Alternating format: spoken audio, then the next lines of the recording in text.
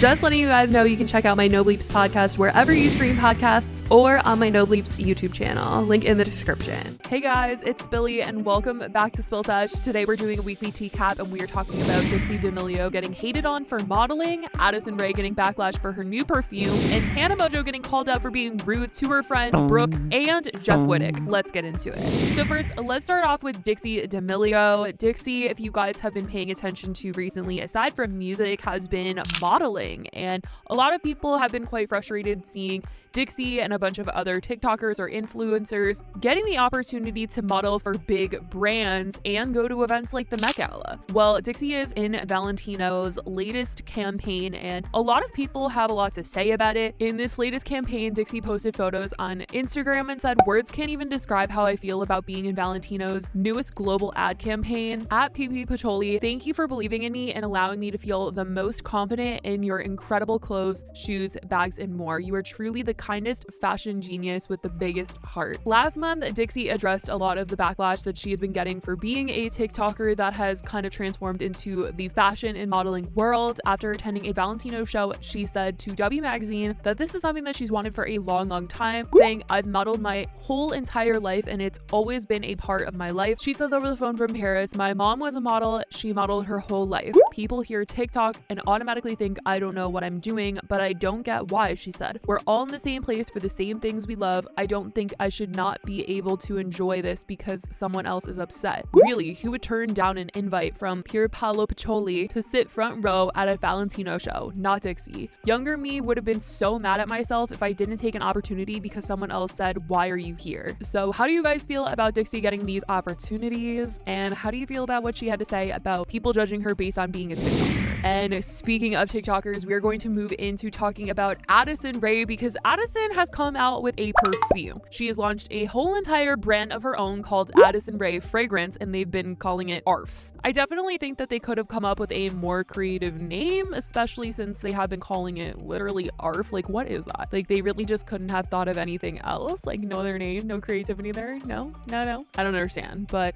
anyways, Addison has come out with these perfumes and the marketing seems super limited. I mean, at first there was a video of Addison spray painting a t-shirt that said ARF on it. And after that, I didn't really see too much marketing of what this perfume was going to smell like, what the whole theme of the brand was, other than them posting that the bottle could kind of change colors and them saying that this is going to be unlike any perfume on the market, fragrance you've never seen before. And I was just like, yeah, sure. Like, what is the deal here? Like, what is so special? There was somebody on TikTok that said that Addison was born in the year 2000 and Y2K fashion is really in right now, that Addison could have really taken advantage of like the fun colors and the funkiness of the 2000s and how it's all coming back now, and it could have been like Y2K by Addison Rae and that would have been way better than ARF. But I honestly feel like this was a super rushed project because once they announced it, it was literally out within a week. Like, you can go and buy it right now. Like, I just feel like there wasn't a big major launch for this whole thing. It was just kind of like, yeah, I'm coming out with a perfume. Oh yeah, by the way, it's out. You can buy it. So aside from like the super limited marketing, I actually went on the website and started to read about what was so special about this perfume. And I was actually pretty surprised to find out that this is supposed to be a mood enhancing perfume. So a lot of people were giving Addison a lot of backlash for this because it's a water-based perfume. So people are just like, oh, it's going to last just 5 minutes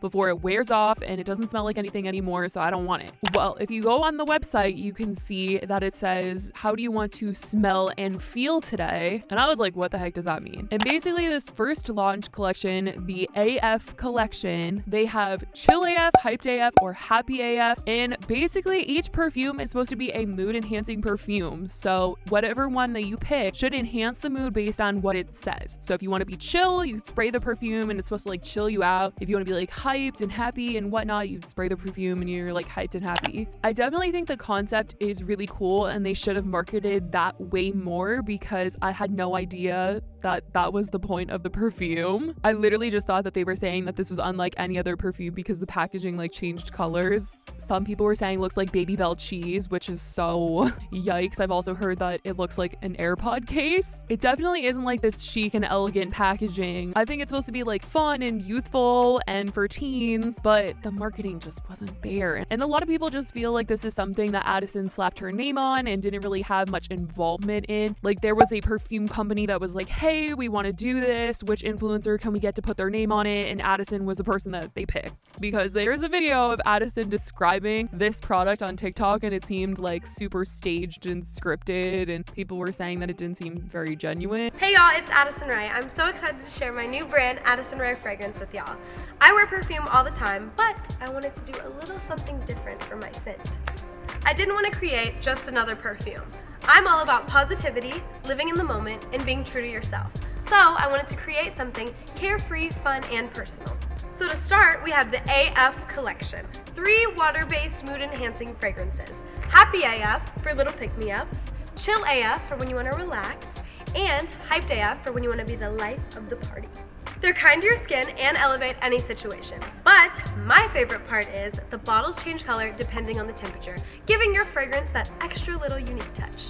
I love them all so much, and I can't wait to bring y'all on this journey with me. And so people are kind of frustrated by this whole thing. I think Addison has more involvement in her beauty brand than this for sure, but I definitely want to know, will you be trying this mood enhancing perfume by Addison Rae? Or shall I say, will you be trying ARF? Let me know, you guys, and let's move into this Tana Mojo story, because oh my god, I can't believe this, but Tana is sucking the clout right out of Jeff Wittek. This whole situation is a mess, I will tell you that.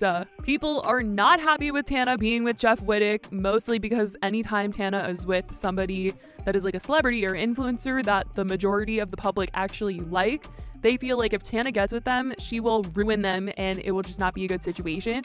So everybody in the comments, anytime Tana has been posting with Jeff, is like, Jeff, get away from her. We must protect Jeff. Like, Tana, get away from him. We do not want you to be around him. You are bad for him. Because people honestly really do like Jeff, and to see Tana with him hurts a lot of people, so they want him to stay very, very far away from her. But of course, that only makes Tana want to create content with Jeff way more. So Tana has been posting a ton of social media videos with him ever since she said that they hooked up. Yes, you guys, hooked up. I feel like that means like they just kissed, but she's been saying that they hooked up. I decided to have you on my podcast after we made out. Okay. We made out on camera. It was acting. Totally just on camera. It was acting. Yeah. But we had a little fun. Yeah. And then I got sick mysteriously after. People are giving Tana a lot of backlash for this because she's really been clickbaiting Jeff's eyesight and the fact that he's legally blind. She's been making jokes on TikTok saying things such as, when he only likes you because he's blind. And in another one where they kiss, she said in the caption, life tip, he's definitely blind, at Jeff Wittek. He also went on her podcast this week and she titled it, Jeff Wittek only kissed me because he's blind, canceled episode 14. They later did a whole staged photo shoot together, which was so awkward to watch, and they're clearly not together, so everyone can, you know, take a deep breath, because Jeff can be heard in this footage saying that it's all for clout. But in the same video, at one point in time, they're like joking around and Tana like smacks him in the eye. And people did not like that. People were like, oh my god, Tana, what are you doing? The comments were, why did she smack him in his eye like that? Laughing my off. She slapped him. If she hit his eye, he could go fully blind in one eye. Why would she do that? But the biggest oof of it all, you guys, is that on the podcast episode Tana did, she did not have her friend Brooke co-host as usual. Last week, Brooke had said in the episode that she did find Jeff hot, and people think it's no coincidence that she was absent from this particular episode. And I will tell you guys, she was greatly missed, that is for sure. The people that are subscribed to Tana's podcast love Brooke, and they were making sure to tell Tana that they missed her and that they felt like she did this on purpose. The comments were, I just know that Brooke had her outfit pre-planned for the episode and was pissed when Tana told her she couldn't join.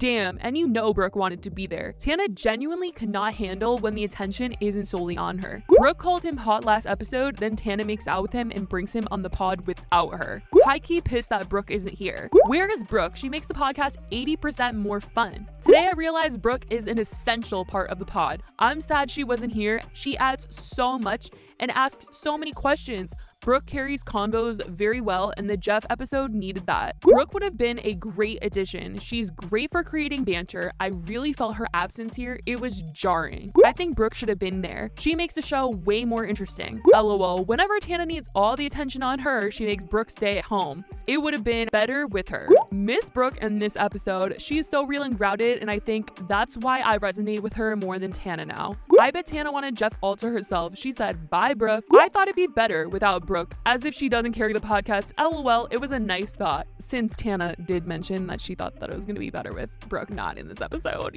Yikes. So this is the first episode that I'm doing without a co-host, but I thought it'd be better because I want to build up, the awkward tension. I bet Brooke is so happy reading these comments, knowing that people love her and have her back, and that she is a necessity, as people have said on the podcast. And I'm sure these comments definitely pissed Tana off, but she's probably in a Jeff La La Land daydream right now. But I definitely want to know what you guys think about all of this, from Tana clickbaiting with Jeff's eye to Brooke being a very beloved member of the podcast. And do you guys think that Tana made her not host this episode because she wanted Jeff to herself? Let me know what you guys think in the comments down below. I love you guys so much, and I will talk to you guys in the next video. Bye guys.